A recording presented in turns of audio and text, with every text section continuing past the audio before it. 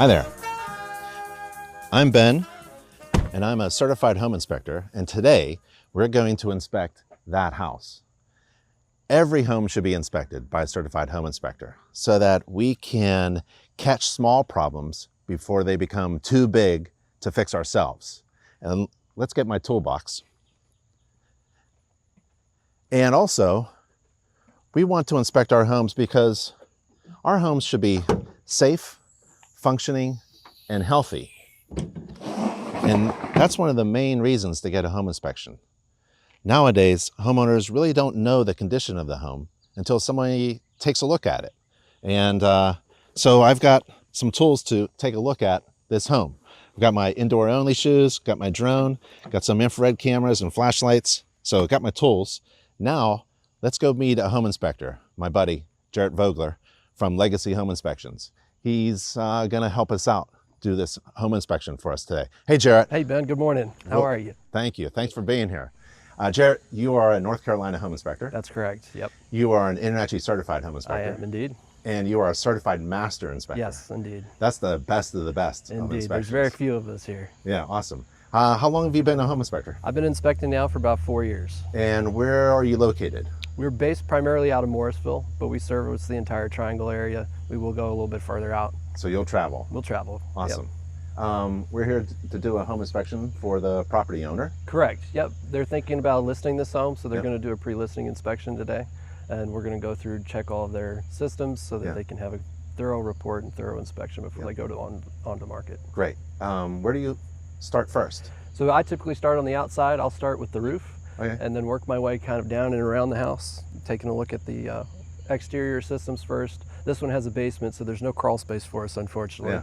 But that's where I start at. And along the way, you'll be using software, Correct. I use Spectora. Spectora, and you'll be taking pictures. Absolutely. And all of that will be in a nice comprehensive report at the end. Indeed. Yep. That's really good. Yep. Okay, well, let's go. Let's All do right, an inspection. Let's go ahead. Let's get started. I use, these are 12 power Vortex. Yep. Very powerful Yeah. binoculars. And I can see, luckily with this roof, we've got enough angles that I'm going to be able to see all of it with the binoculars. Yep. We'll see on the back side if it drops off a little too much, but we'll kind of go from there. It doesn't look very old. No, it doesn't. This roof looks relatively new just Yeah. from looking at it. I can tell the caulking along the apron flashings Yeah. is relatively new as Yeah. well. These will help me get a really close-up view, Yeah. almost as if I'm standing on the eaves. Sure, to, sure. to look at it. All right, let's take a look around. So what I'm looking at up here, I'm looking along the ridge cap Yeah.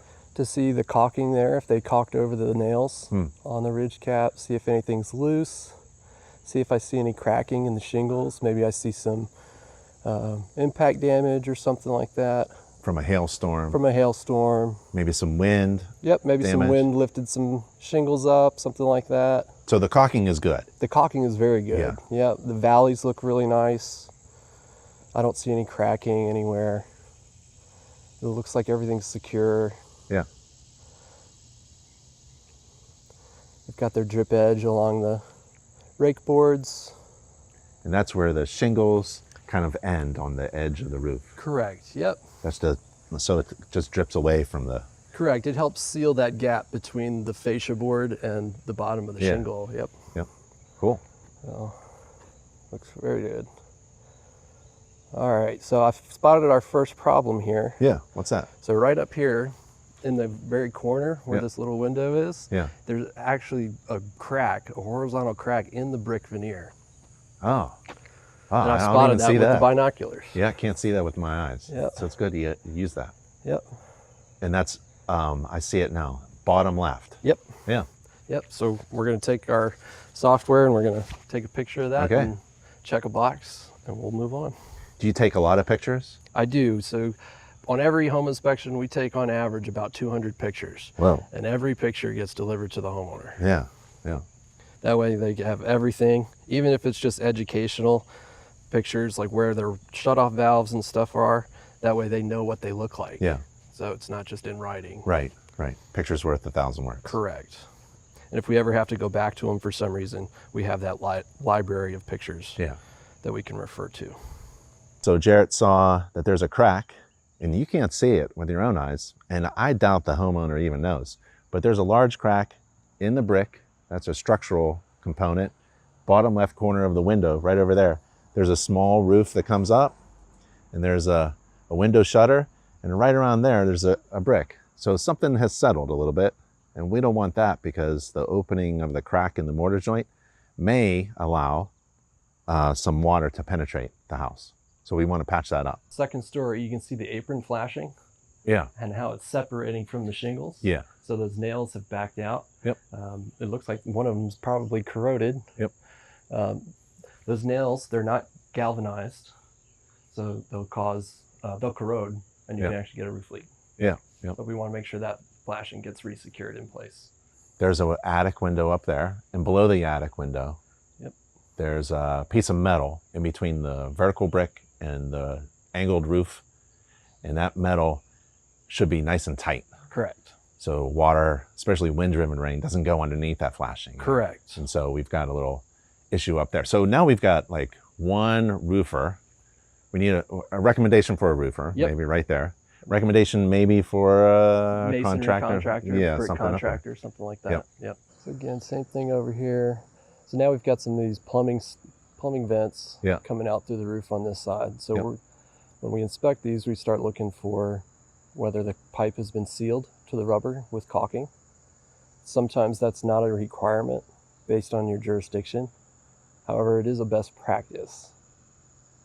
Just to prevent that water from getting in there. Correct, and getting into the roof deck and, Yeah. and stuff like that. So this one's actually got some decayed caulking on that, so I'm gonna All right. mark that and Yep. we'll move on. Yeah, so anywhere there's any kind of hole through the roof, that needs to be watertight. And there's a hole that's been drilled through the roof, through the shingles, and the vent pipe is through there. And now the thing that's in between the pipe itself and the roof needs to be watertight. And that flashing there needs to be sealed up. Correct. And the same kind of settlement crack I see. They may have, Yeah, and that one patched it looks up. like it's been repaired. yeah. Yep. So there's a crack in the brick right above that little roof there. Yep. One row up, that mortar joint is cracked. Yep. And that's a pretty large crack. It runs for several feet. Yeah. So there may be an anchoring problem with the veneers anchoring or something like that. We don't necessarily have to diagnose the issue, Yeah. but we need to let the homeowner know that it's there for Yep. sure. I see some more cracking above the little window. Maybe that's a bathroom window there. Yep, indeed. So some settlement cracks here and there. Here and there. And we don't, like you said, we don't have to diagnose, but so far the story of the house is, I like to think of it as a story. Like you've got some cracking going on at the Right, bricks. there's something going on. There's an indication of a problem. Yeah, and this is just one area or one Right. thing.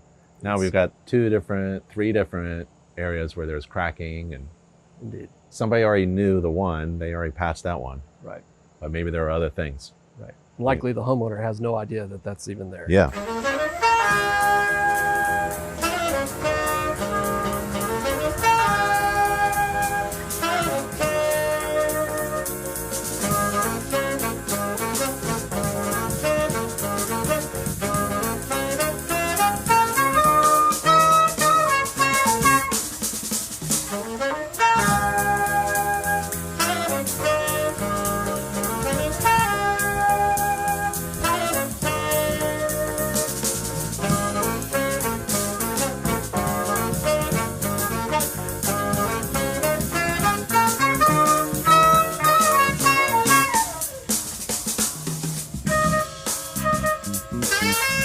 So what I'm doing is I'm looking at every plane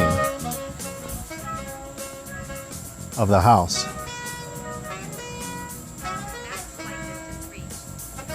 And I'm also looking at those vents that we saw.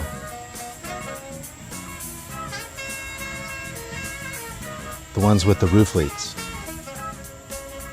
And there's the ridge vent there. So for example, I can inspect the ridge vent from the ground. I'm just a few feet away. And I can see the vents coming through the roof. I can see the porch roof. I can get a better view from above.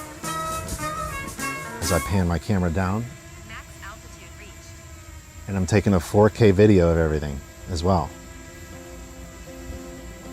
And it all looks really good.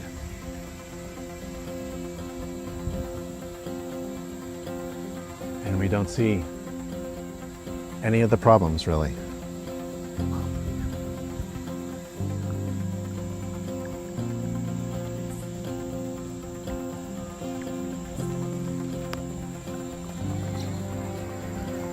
So what I'll do is I'll give my client this video. But first, what I'm actually going to do is take it back to my office. Because right now, I'm just looking through my little mobile camera to look for defects. But since I have 4K, I can take this back and actually do like a little research project on it and take my time and make my opinions. So I'm gonna go on the other side of this roof.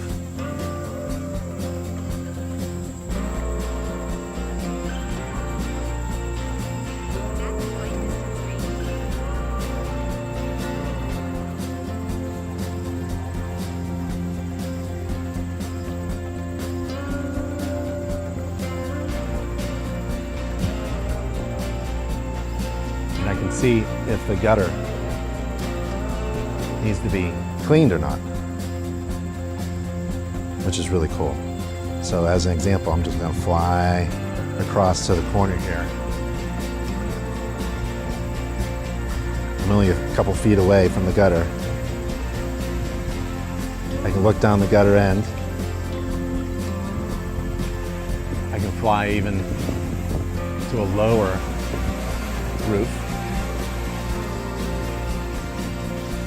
and get a good close-up shot of the lower roof as well.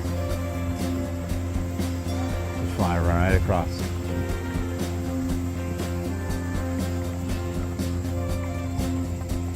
And do a little turn. Come on back home.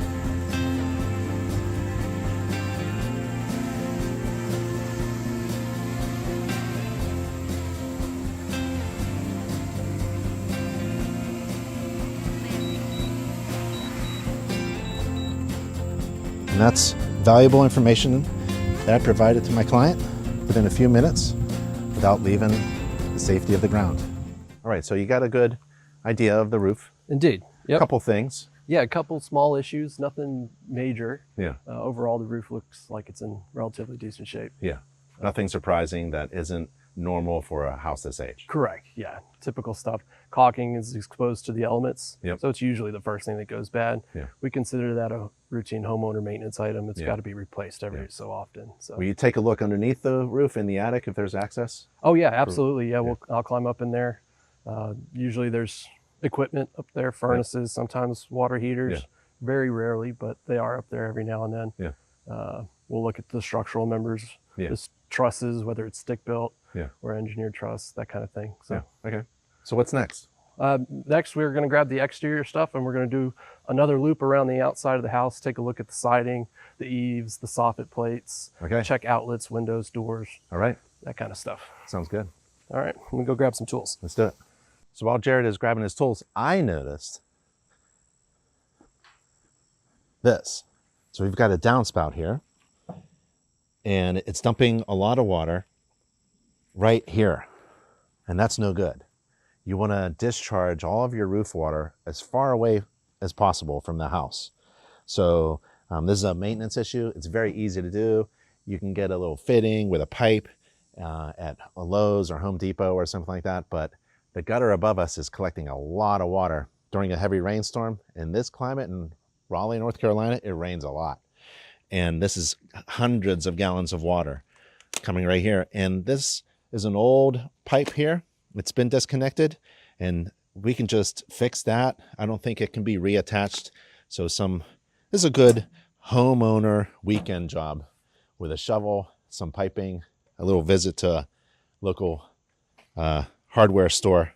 But the issue is water Water's really great, but it can destroy a home and it can make things settle and rot. And so we want to reattach this downspout to get water far away from the house as possible. Already I can see something that we would call out, Yeah. and it would be all these vines growing up the siding of the house. Yeah.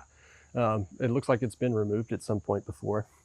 But vegetation in contact with siding will trap moisture up against it. Yeah. It's more of an issue with older siding Yeah. when it's not fiber cement, if it's masonite or LP Smart siding or something like that. Yeah. But these vines can actually push the siding out. It Yeah. can cause cracking, it can cause moisture intrusion, stuff like that. And I've noticed that it's also a pathway for like ants. Yes, ants So will use ants it. would just follow right up right Indeed, into the yeah. house. You may as well give them a ladder and let them climb on in. Yeah, yeah. And maybe cutting the vines just isn't enough, right? You got to tear all this stuff down. Yep. Because now I think it looks like maybe even a little nest is being used up there. Yep. But all that really green growth that we call it what? Dense vegetation. Dense vegetation. Up against the house. Yep. We want to trim that Yeah. maybe 12 inches or so back, and it's going to be an annual recurring Yep. homeowner Yeah. maintenance Yeah. problem. So this type of siding is fiber cement. Yeah. When this house was installed, they did not require any flashing in between the butt joints. Yeah. So you can see the butt joints have all been caulk sealed. Yep. So again, that's another routine homeowner maintenance item. Yeah. I can see some of it's already cracking already. Yep. So that old caulk needs to be scraped out Yeah. and resealed. Yeah. So where the two pieces come together, Correct. that's a butt joint. Yep. And yeah, according to the manufacturer, like there should be a piece of flashing in there, but it all depends on where you're located and when the house is when built. the house was built, Yeah. right? It wasn't always required. Nowadays, in new construction, we would want to see that flashing. Because again, an opening in the siding is a place for water to penetrate Exactly. through. Yep. And in that corner, Jarrett, another downspout Yep. that's not discharging water away from the house. There's a little bend in it, but it's just dumping all that roof water right there. Yep. Yep. So here in North Carolina, we want to see a splash guard. Yeah. You know, the little trays like these here. Yep. We want to see those tucked underneath the downspout again, Yeah. just to direct that water away from the foundation wall. Yeah. And why are these trays here? These trays probably belong over They there. do. They may drag them over to help with some of this. Right. They've got a lot of water coming out of this condensate drain. And Yeah. It was probably backwashing a little bit, so I they think use this to kind yeah, of they're reinforce using the this- mulch bed. To hold back the mulch Yep. and to hold back this water, which isn't working. No. So this is a condensate drain pipe. Correct. And it's dumping water right here. Yep, and it's standing, and it's been standing for a while. You can Yep. see the coloration of it. And right there, that's the basement floor. That's the basement floor. Yep, Yep. It's not 6 inches, a foot above the ground. It's like right there. it's right there. Yeah. Yep, yep. So getting water far away from the house. Oh, here's another downspout. Correct. Right next to the bottom of this is the house. This Yes, is wood. Yep, that's the basement. Yep. This is a wood structure right here. Yep. And water and wood do not mix very well. No, now this one looks like it's sloped away. Yeah. So this one's probably draining a little bit better, whereas this side is not. Yep. We're going to take a look at this deck structure, see how they attached it to the house. Yep. We're looking for those 5/8 galvanized steel bolts in the ledger board Yeah. that hold it to the house. And the flashing underneath it extends out over the siding, which is always Great. good. Yep. They even went a little above and beyond and put some flashing up there along the first row of deck board. Yep. So I'm not seeing any issues here. Because historically, that's been a problem with some decks, many decks. Correct. Where that ledger board there, where the floor structure of the deck is attached to the house, behind it, there's been some history of water penetration getting behind Indeed. there and then rotting things out, and it's not attached to the house and it falls. Right, and we'll see a lot of that penetration at the back door Yeah. leading to the deck. We'll see it first start in the flooring materials Yeah. around the door or Yeah. the bottoms of the door, Yeah. and it's usually an indication that something isn't flashed properly Yeah. here. But this is obviously flashed. I mean, Yeah, this looks great. Yeah. Yeah. Yep. Yep, I don't see any issues here.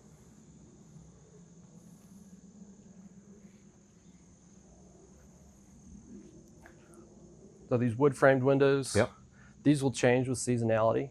Sometimes you'll, in the middle of summer and 100% humidity, you may not be able to get these open. Yeah. So something to keep in mind for egress, Yeah. stuff like that. Sometimes painters will paint over them. These ones look like they're in pretty good shape, but we still tell the homeowner about the wood windows or a buyer if they're looking at a potential property. They could swell and stick. They could swell and stick, and sometimes, especially veterans, if they're using VA benefits, Yeah. the VA inspector may require that all these windows be operational. Yeah. Yep. Good point.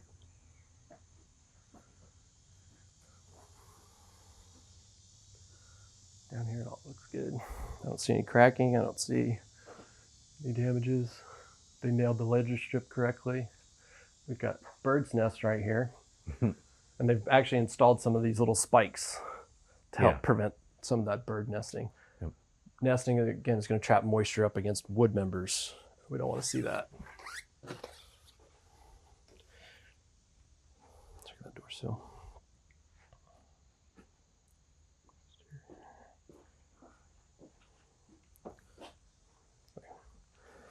So that is boom, boom, boom, boom, boom. There we go.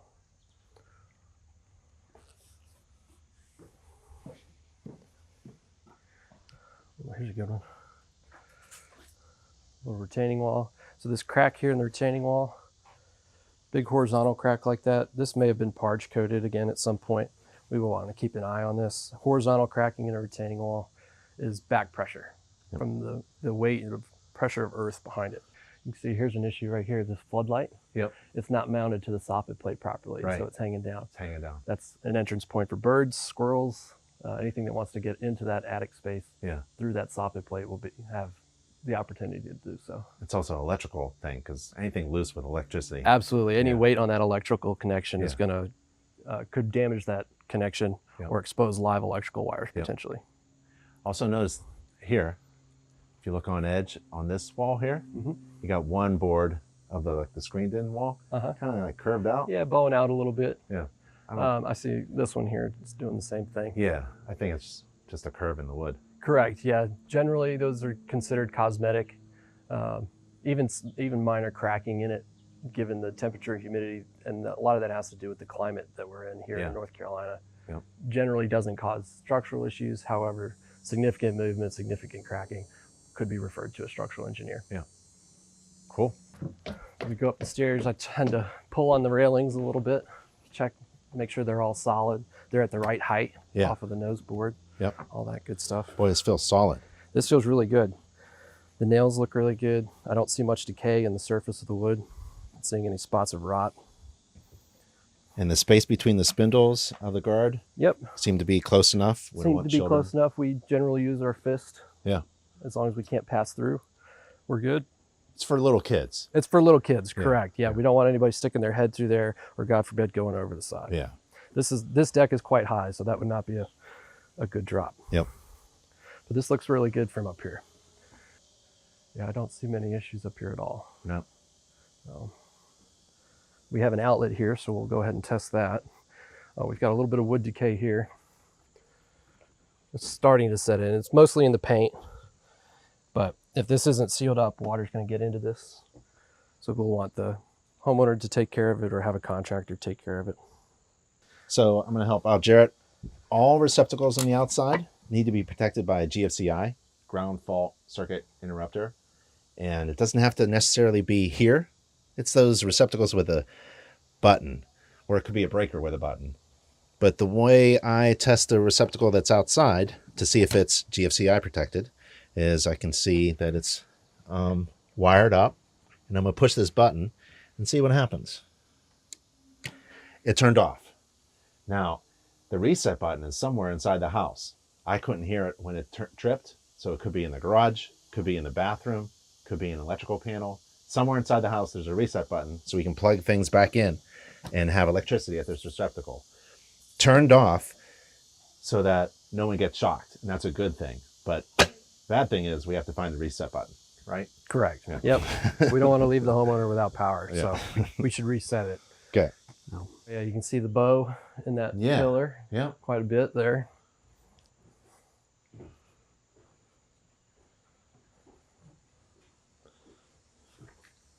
Boy, it's a big 6x. Indeed, yeah. So we can check to see if it's still plumb. Ah, so you bring it a little level. I bring a little level and I Sweet. can check stuff like that. Yeah. If it's extreme or if it's no longer plumb, I'll say something about it. Yeah. Absolutely. But they're still plumb, so and I don't see any issues in the surrounding components that make me think that there's an issue here. Yeah, yeah. We got another outlet there in the box. Yep. All exterior outlets are GFCI protected, or they should be. So they've got a fireplace here. This might be an issue here because they have this Time Warner plastic box here right next to it. Yeah. If there's a lot of heat coming out of that might cause issues with that box, but I don't see any issues with it right now at the time of the inspection. Next, we've got this electric meter set here. This house is equipped with a 400 amp service. It's got two main 200 amp breakers. So we'll take a look at that. We'll take these covers off, check if the meter is solid. And then inside the house, somewhere in the garage or maybe a basement utility room, I would expect to see two sub panels that carry all the distribution lines throughout the house. So those are main disconnects. These are main service disconnects, correct. If you want to turn off all the power to the house, you got to Correct, yep. go there Just and there. one big switch to shut everything off. We'll move on to the AC system here. And what we've got here are 3 split systems. That very first one obviously has some issues that we'll talk about, but we can already tell just by looking at it that this isn't level. Right. This is leaning way back. This is going to cause issues with the compressor motor and the fan bearings in here, Yeah. and potentially shorten its expected service life. Yeah. This unit will have to be repaired at some point if Yeah. it stays in its current condition. Yeah. So we'd want to see them level out the pad that it sits on. Sometimes they can shim it up, put a little dirt underneath it, Yeah. something like that to help extend its service life. Now this is a original to the house, and you would assume Yeah. that the homeowner had the HVAC system serviced and cleaned. Correct. But the technician never came out here and leveled it off. Correct. And depending on the drainage, Yeah. sometimes the drainage issues can cause that. I don't see much water behind it. So over time, these things will just settle out like this. Yeah. And again, yeah, if you have your annual maintenance, this is something that they would take care of Yeah. and fix. They should have. They taken should care of have. Yeah, absolutely. it. Well, they're going to take care of it now. Hopefully. Yeah. Certainly before they go to market, because Yeah. another inspector's going to see this and flag it. That's right. That's right. Got to get things inspected. Yep. So some of the things that we check with the HVAC systems, we'll check the tonnage. We'll check, it'll tell us which floor, if it's been marked properly, Yep. which floor services what. We'll judge, generally speaking, terms of if it's the correct size Yeah. for the amount of square footage that it has, and then go from there. Yeah. Okay. So wherever, just like the roof, wherever there is a penetration through a system that's supposed to prevent water from entering the house, like this, it's supposed to be sealed up. So right here, we have the conduit that allows the refrigerant line, electrical line to this unit to go through this exterior wall, but it should be sealed up. It's very easy to do. I would say the technician should have done it. Just seal this up with some silicone, stops air from escaping the house or entering the house, and also bugs. Yep. And this is an exhaust pipe, maybe from the heating system, Correct. and then it should be sealed as well. There's a little bit of mortar here, but it should be sealed up. Now this is a hole. It shouldn't be sealed up. This is a drainage hole. Correct. So you just can't go around and start sealing things up. Yep. This is a weep hole to allow water that may get behind the brick to escape. So just because there's a hole doesn't mean, oh, then there's another hole there. Yep. That's another weep hole. Yep. So you can't just fill up every hole. You have to have an inspector tell you which ones to Correct. fill up. Yeah, and that's a code change as well. It's gone from every 4 feet for a weep hole to Yeah. every 3 feet now. Yeah. So every 3 to 4 bricks, we expect to see a weep hole along that top of that foundation wall. Yep, yep. So this one's in good shape. This one looks like it's in good shape. And This new. looks much newer. Yeah. Yep. And it's been installed properly. It's nice and level. I wouldn't expect too many issues with this one, if any at all. Yeah. So But that one, that one, I've never again, seen actually that one so bad. I yeah, haven't this seen is it. definitely one of the worst ones I've ever seen as Yeah. far as being canted over. Yep. Um, So it should not be at this angle. It should Correct. be relatively level. relatively level within. There are certain tolerances for how far it can be off. We don't necessarily have to know those tolerances, but an HVAC technician Yep. certainly would be able to take care of that. And we've got some pipes Yep. from probably the high efficiency heating systems. Yep, those are likely the air intake Yep. systems, and then the other two are exhaust pipes. Exhaust pipes. So air is going into a heating system here, Right. another intake for another heating system there, an exhaust pipe coming out. And you've got a vent hood here, maybe for some fresh air or something. Yeah, it may be a downstairs bathroom in the Bathroom. basement. Yep. It could be, I don't see any lint discharge, so it may not be the laundry room. Yep. But usually bathroom exhaust fans look like that. Yep. And the refrigerant lines, they're in good shape. Yep. 2 condensate pipes Yep. from the air conditioners. And these the are units. extended way out, well past the foundation wall, so we're not concerned about them. Yep. Yep. And basically, like, a lot of what a home inspector does is identifying Correct. components. Exactly. Just, what is this? Right. And is it okay? Right. Right. Exactly. Is it okay? What do I know about this? What am I looking at? So this unit, yeah, I would be more concerned about this one when we do an air test on the inside. We'd want to pay particular attention to what the intake temperature is and what the output temperature is. Yep. This could be an indication of some other issues Yep. already going. Yep. And what about that gas meter? What is the story there? Yeah, so the gas meter there, you see the ground wire coming up the wall? Yep. So that's called a bonding jumper. And that bonding jumper is there to protect the gas meter from potential lightning strikes. It's going to send that power back to the house's main grounding system and dissipate it through a ground rod. Yeah. That bonding wire is very important, particularly if you have a lot of CSST or corrugated stainless steel tubing. Yep.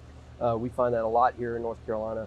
That bonding jumper, they used to place it anywhere in the house, and sometimes it'd be in a wall somewhere so you couldn't Right. see it. But now we want to see it right here at the Yeah. gas meter so that we can verify Yep. that it is bonded correctly. Yeah. It looks like they may have had some drainage issues here as well because they've used the splash guards to kind of build a makeshift retaining wall around it. And also I see a main waste cleanout valve right inside of here, right next to the gas meter. Yeah. So- They didn't want that to be buried with all the mulch and landscaping. Right. Yep. Yeah. So they may have cut it off a little too short, below grade, something like that. Yeah. We'd expect to see tracer wires on both the gas meter. I could see the yellow The one yellow there. wire there. Yeah. Yep. And then we would see another one on the waste cleanout Yep. valve, depending on when the house is built. Yeah. New construction would definitely be required. Older construction, it may not have been required at the time. So the main thing on this side of the house is Yeah, we're a little concerned about this guy. Yeah. We want to make sure this gets taken care of. Yep. One thing here about the exterior doors. Yeah. Even though they're rated as exterior doors, the Yeah. lumber that they use in the door frames is not pressure treated. So Right. what we like to see is down here at the bottom where it meets the sill plate or the threshold. Yep. We want to see this joint caulk sealed. Yeah. It'll prevent wicking up into the lumber, and that's how you get wood rot in the first foot or so of your door frame. Right. So this isn't pressure treated. Right. It's probably not naturally durable, like, I don't know, cedar or something. Right. Right. Yep. So it's going to wick water. Right, absorb that water up off of that sill plate. Yep. So we want to see that joint caulk sealed. It helps extend the life of the door frame. Another downspout here. Check, make sure that's nice and secure. Don't see any cracking up here, anything concerning.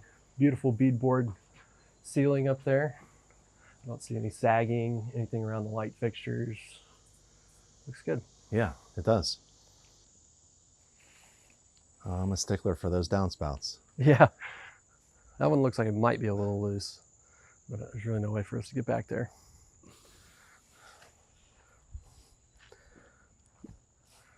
And what about the driveway? Yeah, It's so made we'll out of take a look. concrete and it's cracking. Yep. Yeah, so minor cracking in concrete. This is something that I would call minor. Yeah. It's less than 1/4 of an inch. That's usually caused by shrinkage. Yeah. And it cracks on the day that it's poured. Yeah. And it's caused by that contraction as it dries out. Now this one here is showing some signs of displacement. Yeah. Where it's starting to slip past each other, and I can feel a lip here. So displacement is an indication of that soil shift Yeah. underneath it, and it's starting, one side starting to sink or the other side starting to raise up. Yeah. That one I would recommend having a contract specialist come take a look at it. Yep. Anything wider than 1/4 of an inch or displacing like this, we would recommend a specialist. I was with a home inspector and he had a line. There's 2 types of concrete. Concrete that's cracked and concrete that will crack. That's right. That's all anybody ever needs to know about concrete. It's gray and it cracks. So it's good here. They put a little bit of a drainage swell in there Yeah. to help drive some of Yeah, that it's off. sloped away Yep. from the house. We'll take a look over here on the garage doors, on the siding. around the window frames. Make sure the caulking where the windows meets the bricks, make sure that's all there. Those look good. Garage doors look good. The weather stripping underneath the doors. Yep. Sometimes we'll see that those get cut short. You got a little bit of wood decay starting in there, that hairline cracking in the wood there. Yep. But no, these look great. Cool. Yep.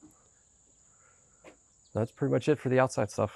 So we did the roof and exterior. Roof and exterior. Found a few things. Found a few things, indeed. And that'll all be in your report. And that's all going to be in the report, correct. So what do you want to do next? Let's go to the attic, and we'll work our way from the attic and go down. Okay. Cool. All right. All right. So remember on the outside, I was talking about the vent boots. And and if they're not sealed properly. Yeah. This is kind of the end result of that, and this happens over time. Yeah. So we'll go ahead and step in here, and we'll test this with a moisture meter. Yep. And we'll see if it's active. Yep.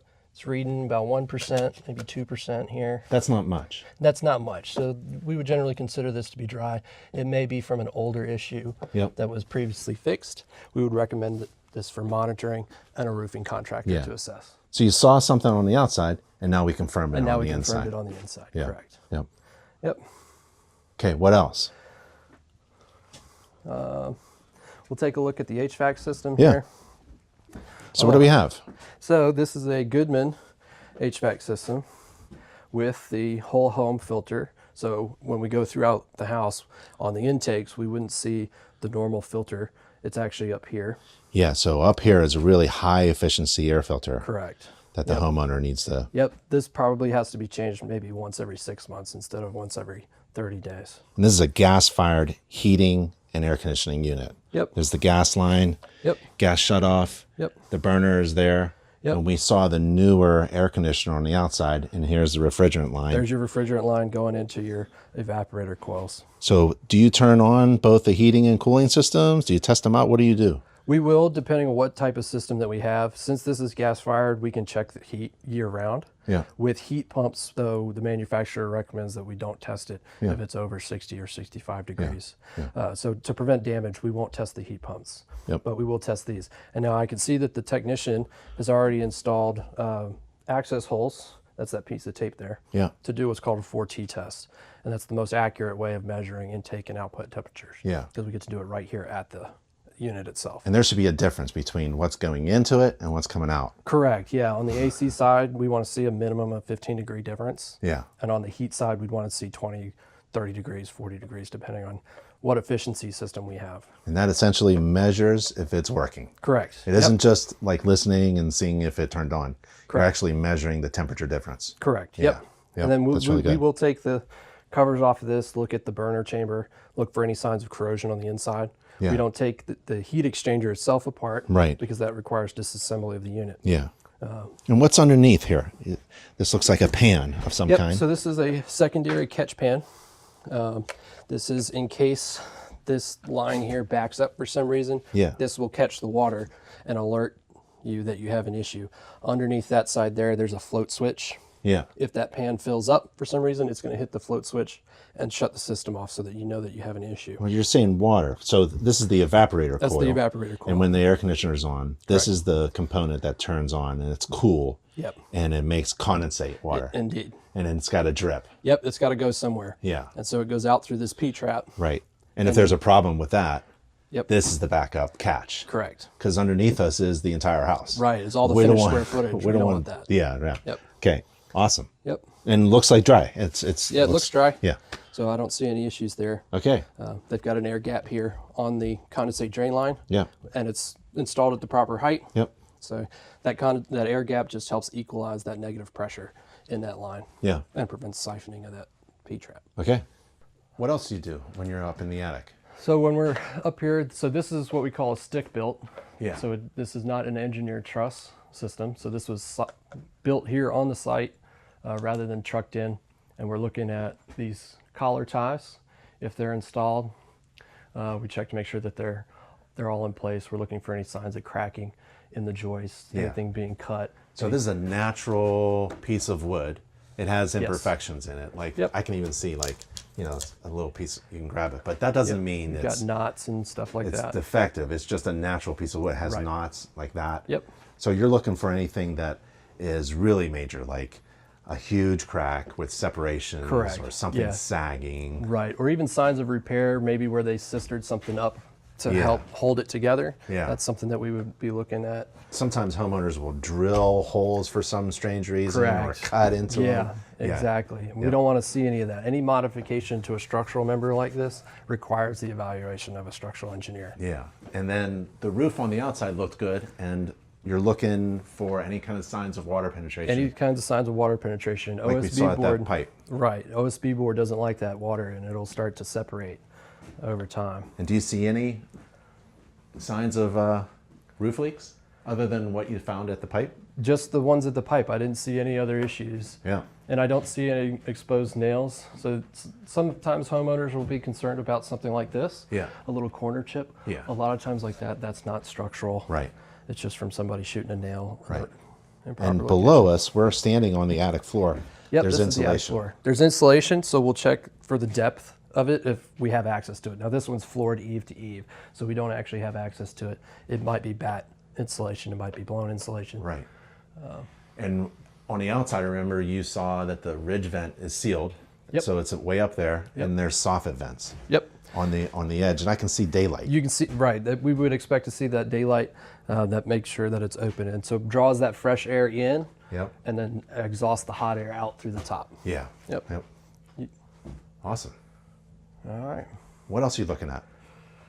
We're looking at all these pipes, making sure they're Yeah. What are these? they're sloped. What's this? So this pipe here, this may be coming off of a bathroom, it Yeah. most likely is. And it is equalizing the pressure in the waste drain line as everything goes down. It's giving it that pressure somewhere to go. Yep. Normally on the roof, if we spelled sewer gases or something like that, they might have a ventilation issue. So this is another one, and this one goes up Correct. and right up through the roof. Yep. And And we can again, see another- some watermarks. Watermark, correct. So we'll check that one as well. Nothing. Nothing. So again, it may be an older issue that has already been fixed. Yep. But we want to let the homeowner know, just keep an eye on it. Yeah.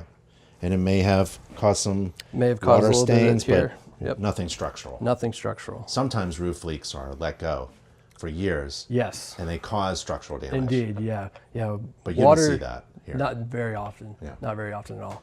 But And this is okay. This isn't structurally damaged. no. It's just some watermarks. Yeah, just some watermarks, correct. Yep. Cool. They may have actually moved it at some point because you can see there's another hole there. Yeah. So Yep. They added and plumbed something new downstairs. yep. She mentioned a bathroom renovation, so that's probably what that is. Yep. So that's pretty much it for the attic stuff. I don't see any other issues. So one of the first things I check when I come into a bathroom is I'll check the doors, make sure that they all close, they latch properly. I'm looking at the flooring to see if there's any kind of cracking depending on what type of material it is. If it's tile, luxury vinyl plank. We describe all of that information in the report, Yeah. so the homeowner knows or the buyer knows, and they're educated on what Neat. they have. And then the other thing that we like to do in the bathroom is we do a pressure test or a functional flow test. Yeah. So we'll turn on the Okay. hot water on all the fixtures, Okay. and we'll check the temperatures, see how it's flowing, and how it responds to demand. Okay. See if I can do this without getting wet.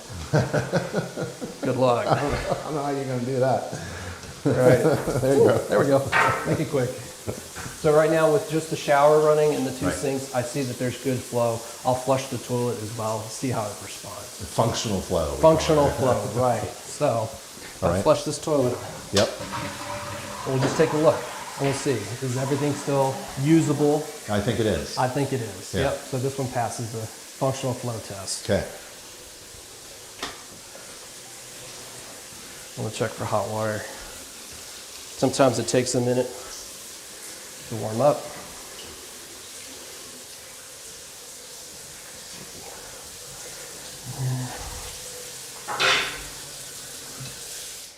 Yep. Good. And then what else? So with the jet tubs, we do not test the jet tubs. Okay. But we do check to make sure that the hot water is installed on the right side. Because it's flipped, sometimes we'll find the hot water on the wrong side of the faucet. Right. So, So where should the hot water be? It should be on the left side when you're facing the faucet. So you kind of have to imagine yourself in the tub, and turned around looking at the faucet, and it should be on the left side, which it is in this case. Because when you're in the tub and adjusting the hot water, Right. that's on the left, Exactly. just like every sink. Just like every sink, Yeah. exactly. Yep. Now we've got good hot water coming out of here. The auxiliary shower head works. Yep. So we'll usually run this for a little bit so we get water in the pipes. Yep. And then as we move down throughout the house, we'll see if there's any water stains or something like that, Yep. that going on underneath this. And how about receptacles? Receptacles, we do GFCI tests. Yep. That one's got a bunch of stuff in it. There's a receptacle There's here. this one too. Here, we'll just slide that out of the way. So this is a GFCI receptacle. Yep, so this and is you're a testing GFCI. it. Yep, and this one will tell me, I like this tester because like yours, it'll tell me whether This it's is correct not like wiring. mine. Mine's cheap. Yeah. And yours is expensive. It'll tell me open, neutral, open, Yeah. hot, whether it's been reversed or anything like that. So there we go. We've got a green light. Okay. So it's been wired properly. Green is good. And then we'll just make sure it pops. So Yep. now we see open, hot, and then we'll push the reset and make sure that it goes back to properly set. And again, that protects you from getting shocked. Correct, yeah. And that's required anywhere where we're introducing water. So bathrooms, kitchens, laundry rooms, garages, and all the exterior circuits should be GFCI protected. And a fan, I Yep. see. We'll test the fan. We'll make sure that runs. And I saw that go through the attic and outside. Correct, yep. So we hear it run. Now they're supposed to be 50 cubic feet per minute. Yeah. They don't sell anything less. Yeah. So we don't have to necessarily calculate Right. the volume that it's pushing out. You are not doing air pressure, house pressure, Exactly. depressurized No, test or that- duct blasting or anything like that. No, that exceeds, beyond. well exceeds the Yeah.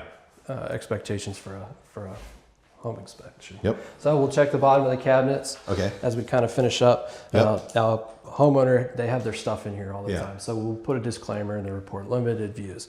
But normally what we're looking at is we're looking to see how they trapped it, Yep. whether they used a flexible tailpipe or not. Yep. I find that quite wrong here. There you go. Yep, and then we're looking for any signs of moisture coming off of the bottom of that. We're looking at the connection pipes back there. Yep. We'll look at what type of pipes they are, if they're polybutylene or something like that. We Yep. can check that here. So that's dry. Yep, And the pipes look okay. yep, and it's properly installed. Yeah. So we'll get there. Then we just take one final loop around. We'll check the ceiling, any roof leaks that might be coming down. They're going to follow the path of least resistance. So they'll find the corner of a room or the seam of the drywall. Yeah. And that's usually where we'll spot it first. Oh yeah. Yeah. Great. It looks like a Looks good great. functional bathroom. Yeah, looks great in here. All right. And all the doors work, latch. Fancy. Fancy. All the light bulbs work. Yeah. Poke a head in the closet. Again, closets are one of the more overlooked places in somebody's house. Yeah. So we'll poke our heads in there. We'll look at the Look ceiling, up. and we're looking for that water stain. Yep.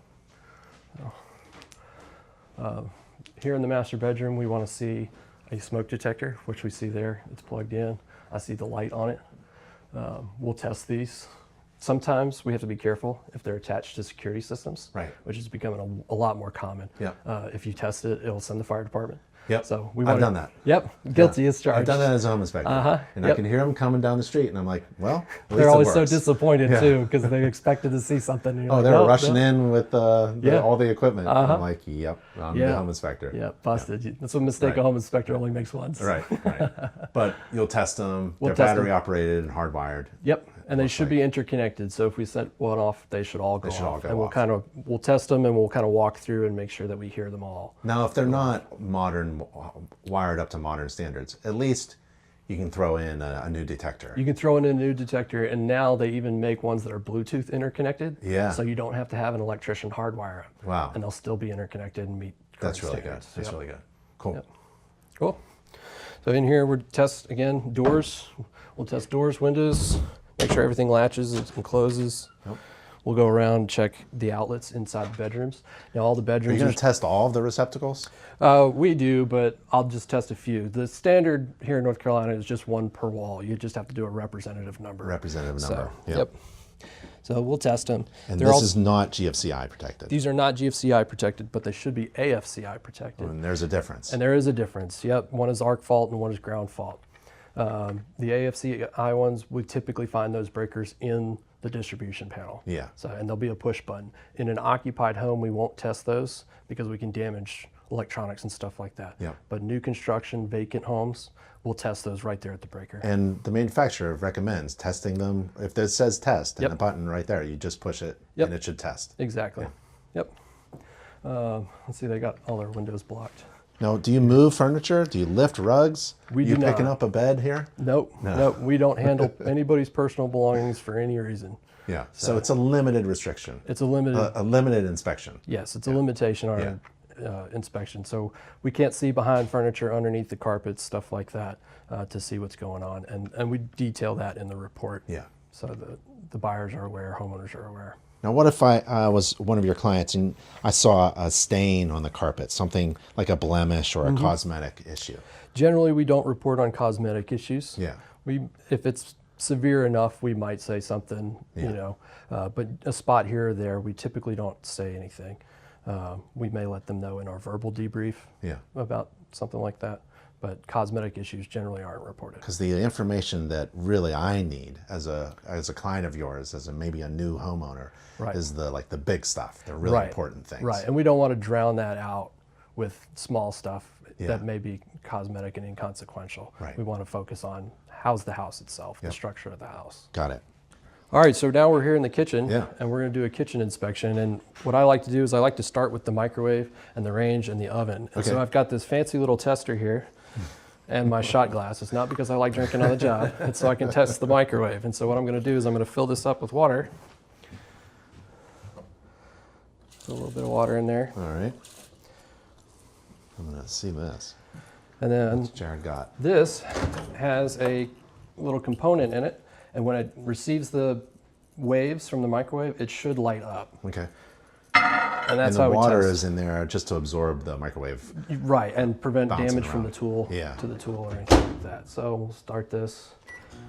And we don't want to run this for more than There it 10 goes. seconds. So now we see it lit up. So we know That's that the cool. microwave is actually working. Yeah, that's a cool device. Yep. I like that a lot. And now you can hit Right, and then I can water. hit the shot. Although it maybe works against me because it does say Grimm's drinking team. So we'll test the oven. We'll set this on. We'll make sure it works. I like to set them at 400 degrees. Okay. For the electric ovens, this one's gas fired, but for the electric ones, we can see that the burner element actually glows bright orange, and we take a picture of that as just to show that it works. Just to show it works. Yep. So while that's warming up, we'll come over here and we'll test the cooktop here. I'm going to slide this out of our way. Sure. Let's see. The light does not work. Well, and maybe they actually what's don't that have switch there? They don't have a hood. There it is. There we go. That's a secondary one. Yep. So, this is cool. So we don't see many of these systems often very much. This is actually considered a downdraft system. So our exhaust fan, let's see if it works. Oh, there's another. It might not Maybe it work. was turned off. Yeah, it might not. It might not. A lot of times I find that they're not functioning. So this one here, Yep. if it was functioning, Yep. would raise up, Yep. suck air right there, and then discharge it down Yep. somewhere down Yep. the wall. There's an and exhaust out. pipe out to the side. Yeah. Sidewall somewhere. I see. Underneath that. It's unfortunate that it's not working because Yeah. we don't see those very often. But we do have an exhaust fan. Oh no, No, there's no exhaust fan up here. Oh, so Yep. you really want an exhaust. We want this to work, and Yeah. so we would call this out as being in operation. Okay, I get it. Yep. So, and the next thing we do, we'll just turn these on, make sure they all light.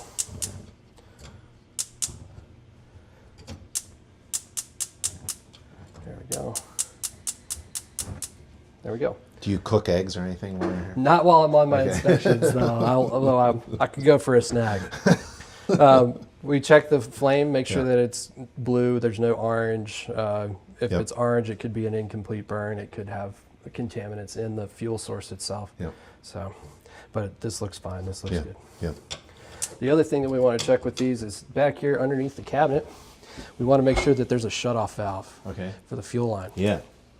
Because that's No. gas-fired appliance, right? Correct. Yep. And so I see one right there Yeah. coming up on that CSST line. And So now if there's a problem, that's where I grab the shot. that's where the first shutoff is. And look right at that. back That's there. the fan for the fan that doesn't work. Correct. Yeah. Yep. So that's our motor and everything Yep. for that. Yep. Uh-oh. Oh. Oh, Just a little jar. Yeah, just a jar. The next thing we'll test, we do look at the refrigerator. Yeah. We take note of the model number Okay. for our clients, because sometimes what will happen is these, if they are negotiated into the contract, the seller will sometimes take them with them, Right. and then they don't know what to replace them with. Yeah. And so they'll have the model number there. Yeah. We'll take the temperature gun, Yeah. check the temperature, make sure that it's actually cold. Yeah. You got It's it? freezing. Yeah, let's do it. 38 degrees, beautiful. Yeah. So, and we'll check the lower ones. We don't want to be like that real estate agent that got fined $20,000, so don't drink anything out of the fridge. I don't know that one. You never heard about that? It was No. a huge lawsuit last year. Yeah, somebody had a nanny cam and caught the real estate agent taking a swig out of their milk jug or something like that. geez. Yeah, Not it was good. wild. Not good. Not good. So don't do that. Then we'll come over here to the sink. Yep. We'll check the dishwasher, make sure that it's installed properly, it's mounted. Sometimes secure. they're just loose. Sometimes they're loose. I Sometimes find it all the time. they forget to bolt it to the counter. Yeah. A lot of times with the granite countertops, some people are a little bit hesitant to Right. bolt them because they don't want to crack the countertop. Yeah. So there's a metal lathe that actually gets installed underneath here that you can screw into. Yep. Yep. So this is nice and secure. Yeah. Or if you don't do that, you can actually like try to crank up the adjustment legs Yeah. to really and force really it push up it there. up. Yeah. Yep. Yep. There's a So couple ways. This one's Do you do good. a cycle? We do. Yep. We do a complete cycle, and it looks like it's going to start. Yeah. Maybe on, off. And what if it leaks on the floor? If it leaks on the floor, we usually find that during the drain cycle. So Yeah. as it drains out, it'll drain out of the bottom. A lot of times, so this is hardwood, so we could actually see. Yeah. We'll see whether it's been leaking. The floor will be discolored. And Yeah. I don't see any of that here. No. Occasionally, I'll take the moisture meter and just double check it. Yeah. Because sometimes you can catch a problem early enough before it really gets into the wood, and it's reading 3%, which That's dry. That's very dry. Yep. Yep. So I don't see any issues here. Boy, that's a really handy tool. Yep. And the And- sink? Yep. One of the last things we do is we check the sink. So this one's equipped with a disposal. So we'll run that. Sounds like it's running. I don't hear any That's odd noises. nice and quiet. Nice and quiet. Yeah. No odd noises. No sharp metal noises. It's not shaking the whole Not sink. shaking the whole thing. So we'll check for functionality. So that works. We'll check for hot water install. And again, just like in the bathrooms, we're going to check underneath here Yep. for any signs of leakage. Yep. We're looking to see where the tail line or the drain line for the dishwasher comes. Yep. So this is in a high loop format. So it comes up out of the top of the cabinet back Yep. there and then comes down and meets the disposal. That's the correct installation. Yeah. A lot of modern dishwashers have an internal high Their loop, own, right. but we still want to see it like this so we can verify it. Yep. Yep. Yep. And again, we're looking for any water, any signs of leakage, any staining, what types of pipes we have in here. Looks good. Looks good. And all the receptacles on a kitchen counter should be GFCI Should be protected. GFCI, Can I correct. use my little device here? Yep. Not as fancy as yours. And I'll use the test. Beautiful. And I heard it pop tripped over here. there. So we'll reset it, make sure it comes back on. Yep. Looks good. Excellent. Yep.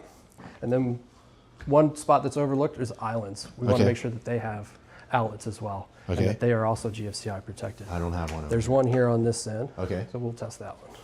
And also, do you wiggle them? Make sure Yeah, that we they're- wiggle them a little bit, make sure that they're mounted properly. Yeah. They shouldn't move. They shouldn't move unless they're one of the mobile ones. So good. We heard that one pop over here. Yep. Tripped over there. Reset. And we're good. It reset properly. Awesome. So And then do you open and close all the drawers? And I do. Yep. We Yeah. do a functionality test. We'll check all of them. We'll check the back of the cabinets. Sometimes I had a fun story. Cabinet kind of like this. Somebody had mounted something there over the range hood. Yeah. And they ran a nail or screw into the main waste pipe for the upstairs Yeah. bathrooms. And so Yeah. it was leaking inside of the wall for who knows how long. Wow. And the only way that we could tell was because the back of the cabinet was completely destroyed.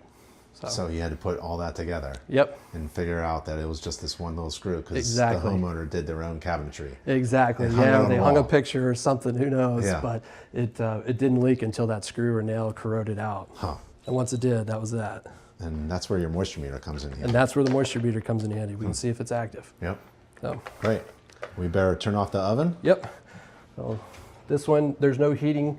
Well, there is a heating element, but there's no visual indication for us to see whether it's on or not. Yep. So we'll check for heat on the back of the hand. We might use the laser tester, something like that.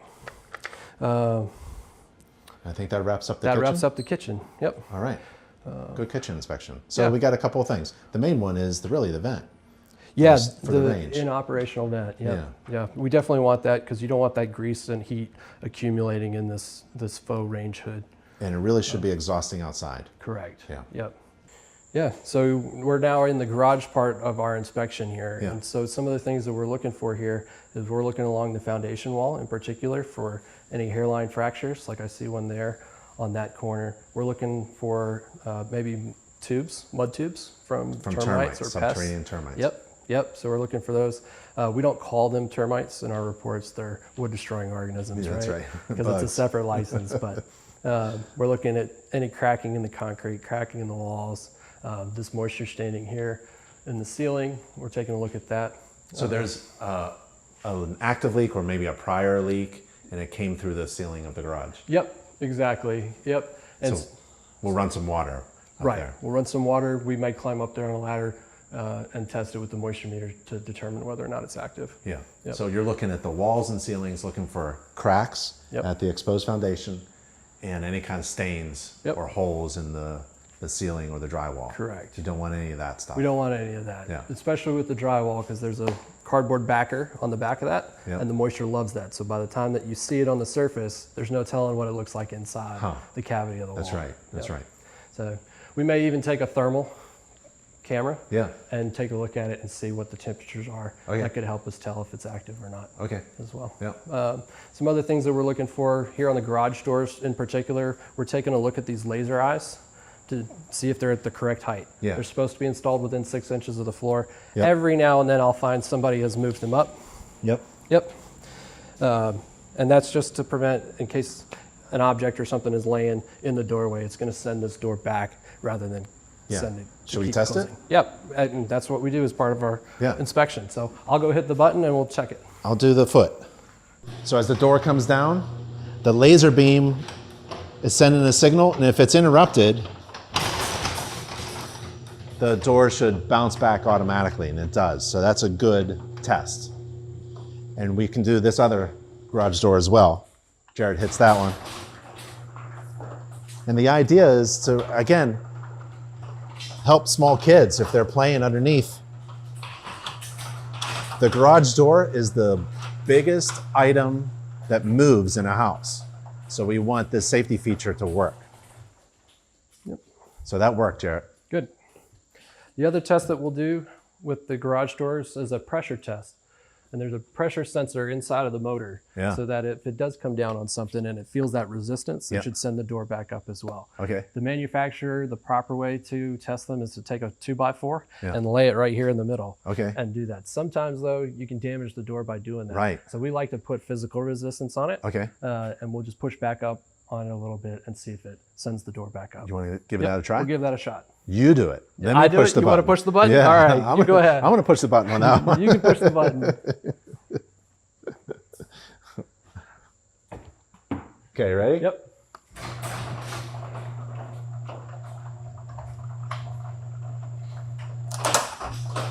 Perfect. That's great. It only takes about 50 pounds of resistance. It's very light. Very light. If it's calibrated properly, it should go right back up. Yeah, you're not deadlifting this garage door. Exactly, right. We don't want to cause damage.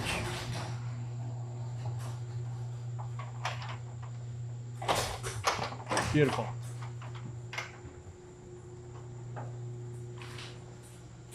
Anything else you're looking at? We'll look at the motor itself. We'll look at whether or not the chain rail has been installed level, like in accordance with the manufacturer's installation instructions. And I can see from here that one is not. What ends up happening is they buy these preset cuts of metal and they always install it in the last hole rather than leveling them out properly. That's going to put more wear and tear on the motor itself. We check the chain rail or the chain itself to see if it's loose, if it's sagging during operation. Yep. That can cause issues as well. Yeah. And then one last thing that we like to test is the Pull back. emergency disconnect. So we want to make sure that this disconnects properly, Yep. and then it comes down, and then that will reconnect properly as intended.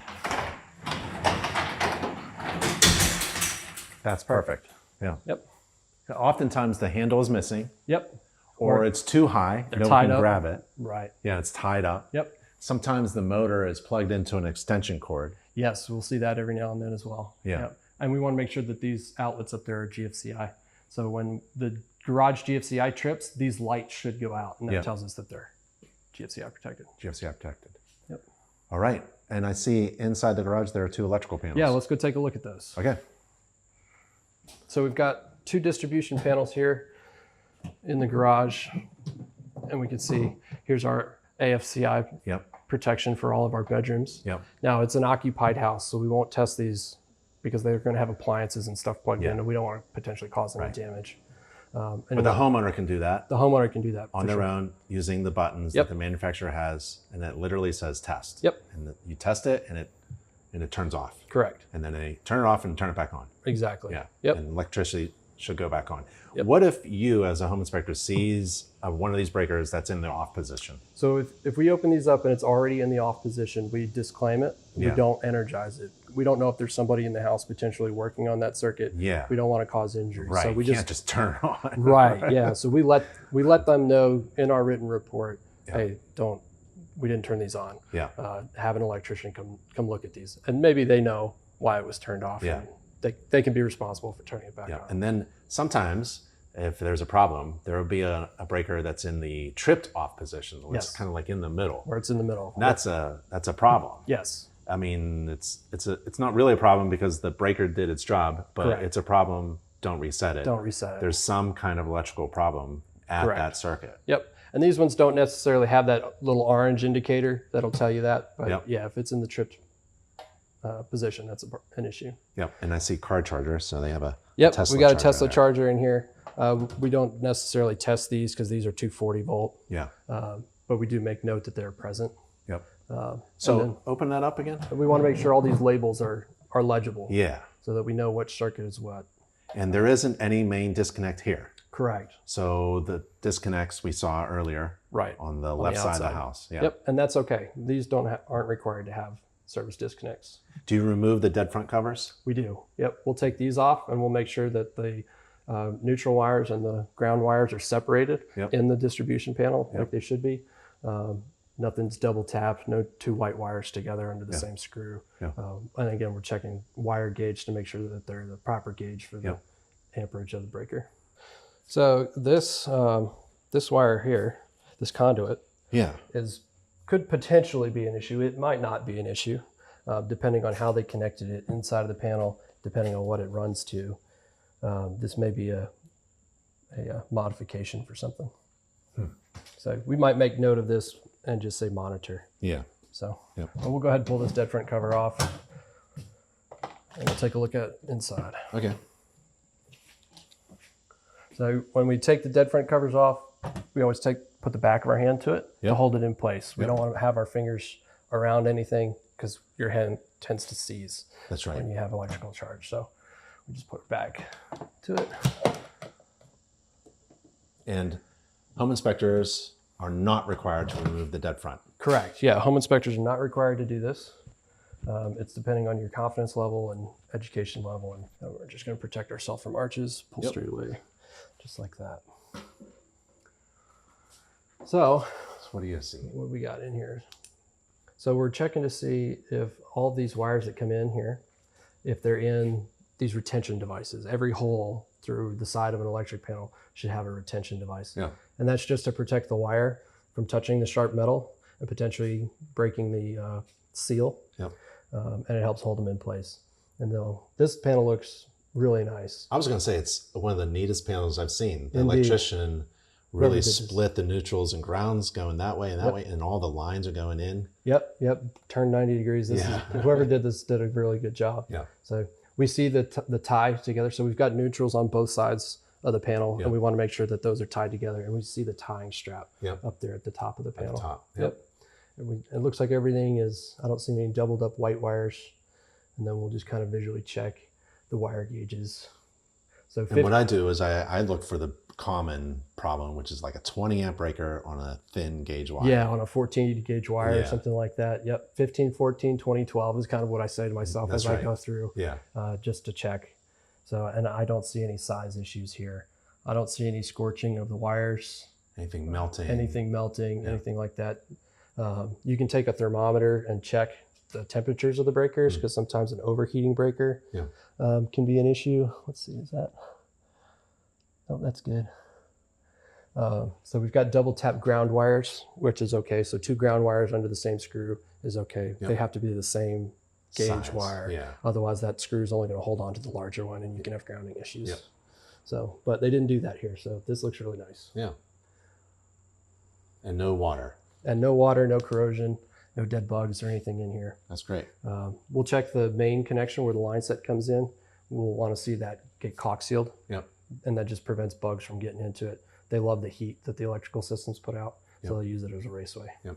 So this conduit here comes here, and I was following the black line, and it looks Yep. like it goes to that 20 amp breaker at the bottom right. So Yep. somebody added that after the house was built. Correct. Yeah. Yep. So, but I don't see any issues with it. Right. So we want to make sure that they're blunt tips. Metal machine screw or sharp tip screws aren't allowed in electrical panels because you can potentially puncture a wire, and now you have a live panel. Yep. So Yep. go ahead and put this right back. Make sure this lines up. Don't trip anything during the installation or replacement of this. Get that in there. Got to go up a little bit. Oops. There we go. Beautiful.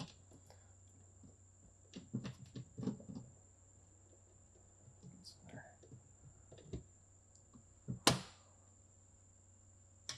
Wonderful. Let's get a couple of them started. Take my screwdriver.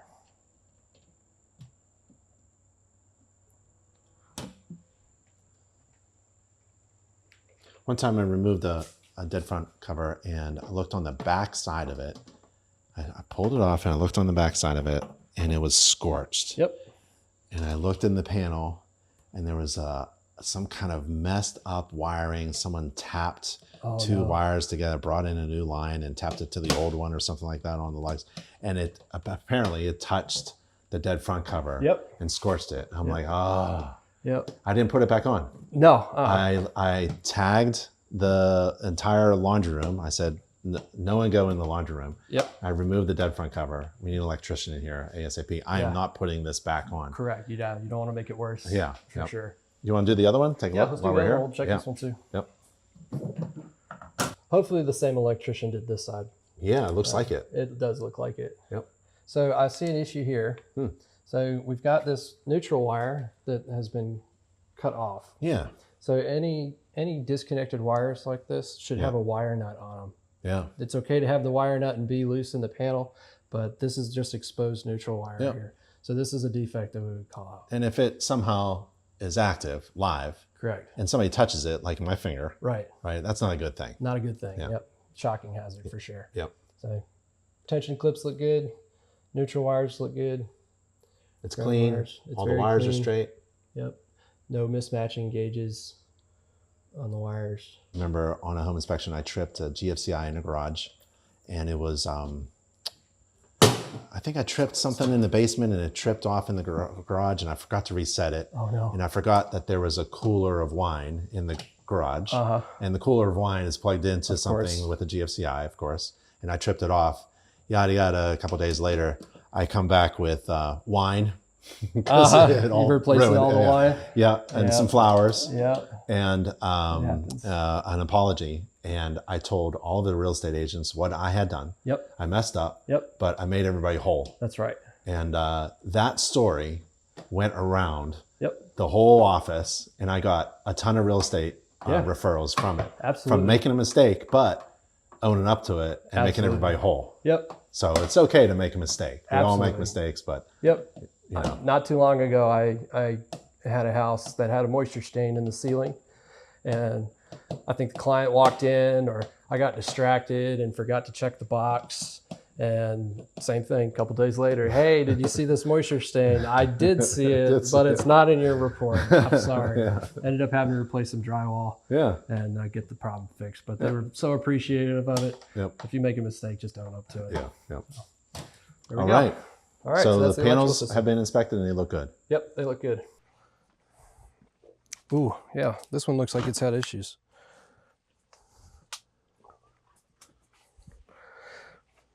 Oh yeah. Yep. It's actively dripping from this one. Yep. So this is like secondary backup. Yeah. Yep. So And some, it's dripping. Yep. But I just heard the sump pump I heard turn the on. pump turn on. Yeah. Yep. So there may be some additional internal issues Yeah. in here, or maybe there's a primary drain issue that's not getting all of it out. Yeah. So we could look at the manufacturer's installation instructions to figure out which one is which. Yep. And that will tell us, but we would definitely want to call that out. Yep. And it looks, I mean, all this white crystalline deposit in the bottom of this pan is sign of moisture intrusion. Yeah. So they've probably had other issues where it filled up the pan before. Yeah. So this is a high efficiency unit. You can tell by the PVC pipes for your intake and your exhaust. So is it gas fired? Yep. Just like up in the attic, gas fired, shut off valve, burners in here. Yep. Air conditioner, evaporator coils in here. Yep. It makes condensate water. Correct. Naturally, and it drains out, but you got to pay attention to where it's draining, just like roof downspouts. Right. And that one is draining into a catch pan. Yep.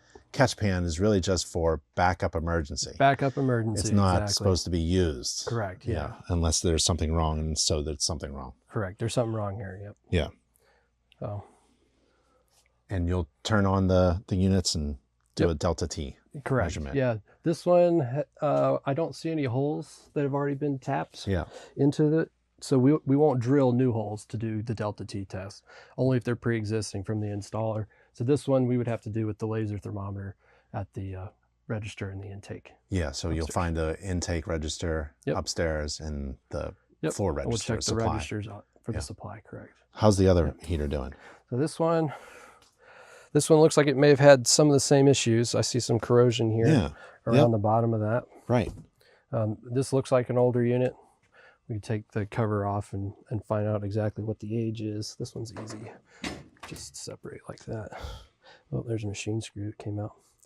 So we'll look at the serial number. This one actually has the date of manufacture, August of 2006. Yep. So this is original to the house. That's 18 years old. So we would describe these as being beyond its expected service life. Yeah. And we would want an HVAC technician to come really take a look at it. I see some corrosion inside of the panel here itself. You can see some water standing in there. Yep. So that may be a condensation issue with the exhaust pipe. Yep. Also, I see on the side of the ductwork there. Yep. We've got some leakage there. Yep. Not sure what from, Nope. but it should never be leaking into the pan. Correct. Yeah. The pans are not a primary discharge source or pathway. And these units are related to the air conditioning units on the outside that were tilted. Yep. Yep. So we need an HVAC technician to come. Absolutely. Yep. And they may say, oh yeah, I was just out there last year. No, right? Because you found something that indicates that there's other problems that they haven't addressed. Right. Yeah. Right. So, and they'll get to do all the things like take it apart, look at the heat exchanger that we don't get to do as general home inspectors. Yep. So.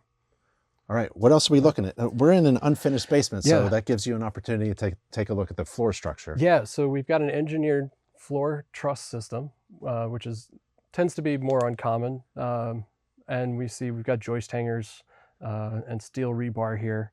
So we're going to look for load paths. So we see that the steel rebar is resting on a stud pack over there.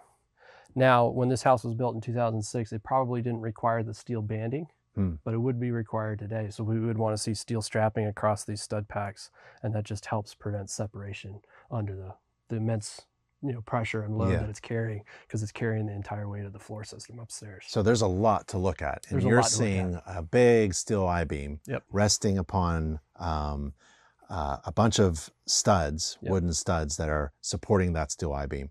And you're saying there should be a strap on those studs. Yeah. And may not have been required Right. again at the time of construction, Right. but it would be It's a good something to idea look now. for today. Yeah. Right. And it's very easy to do, actually. Very easy to do. Yeah. Yeah.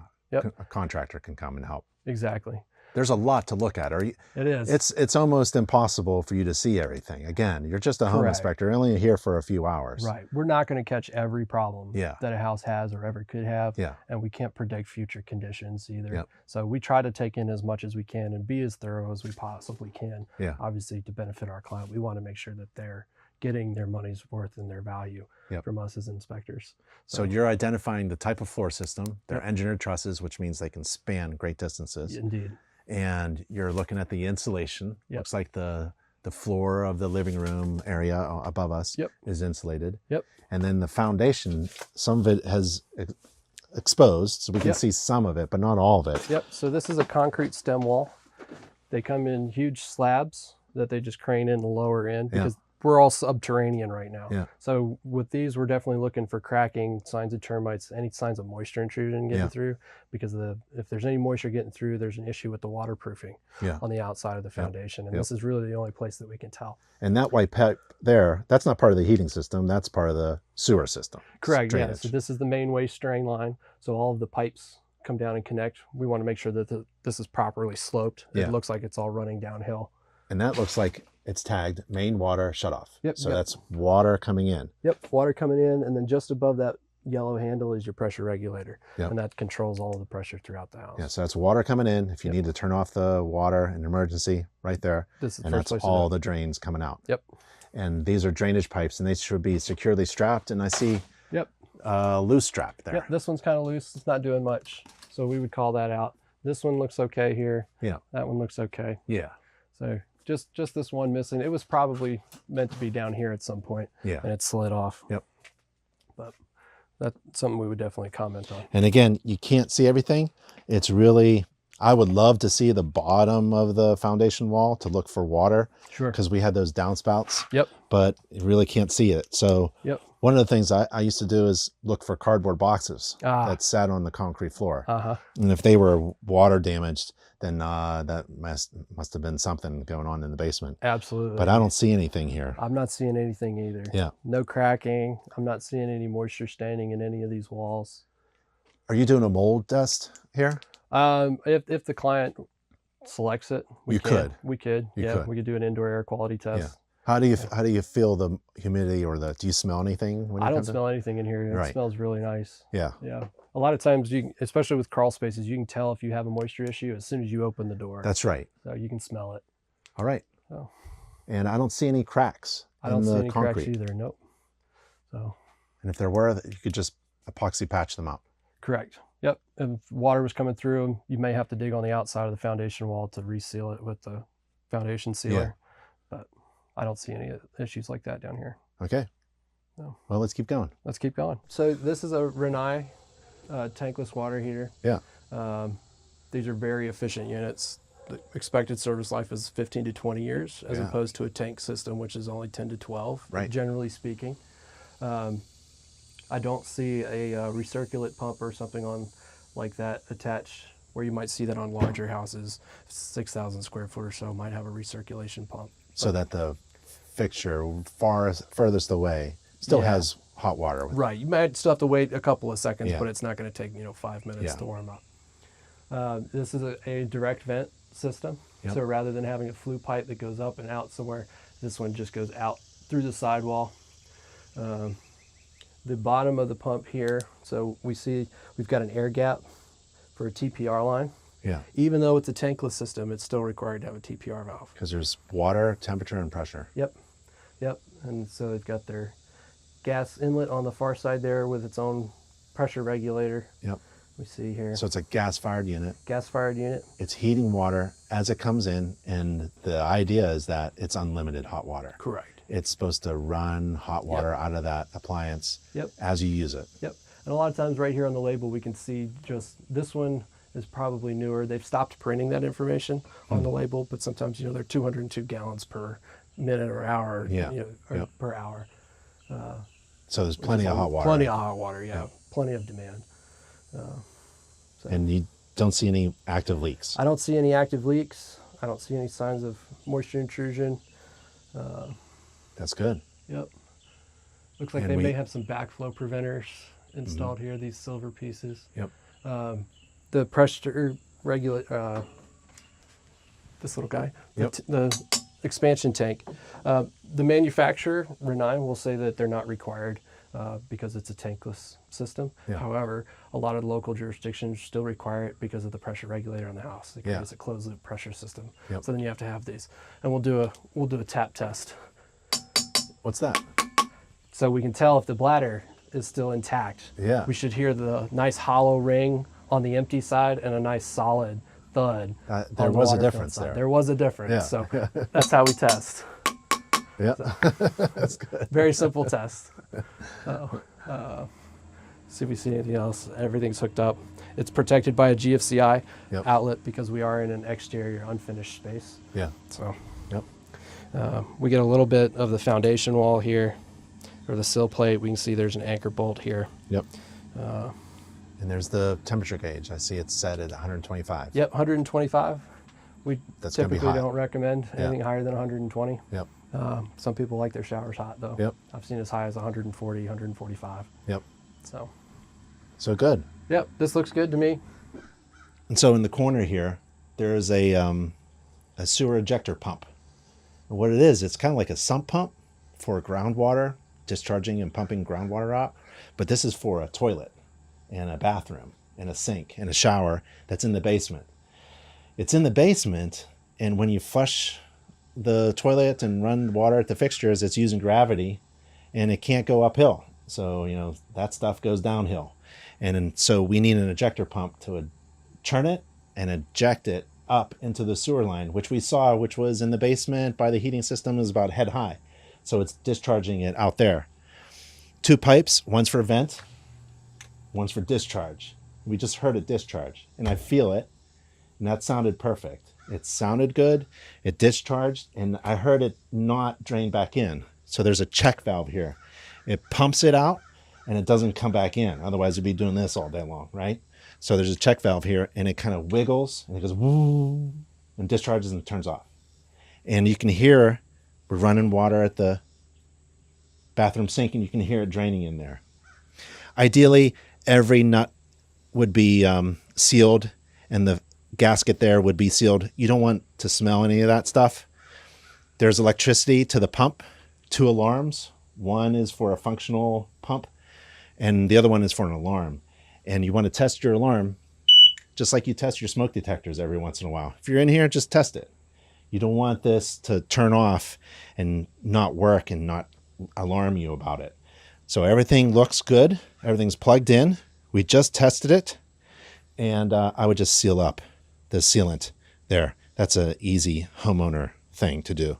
You don't want to smell that stuff, but it looks good. All right, Jarrett, we're at the end of the inspection, and we found a few things. We did.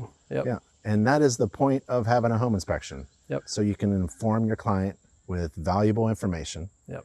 And you document it with pictures and text so that they can make smart decisions on what to do next. Yeah, it's all about education and being informed. And that's what you do for your clients. Your report isn't all about the bad things. Right.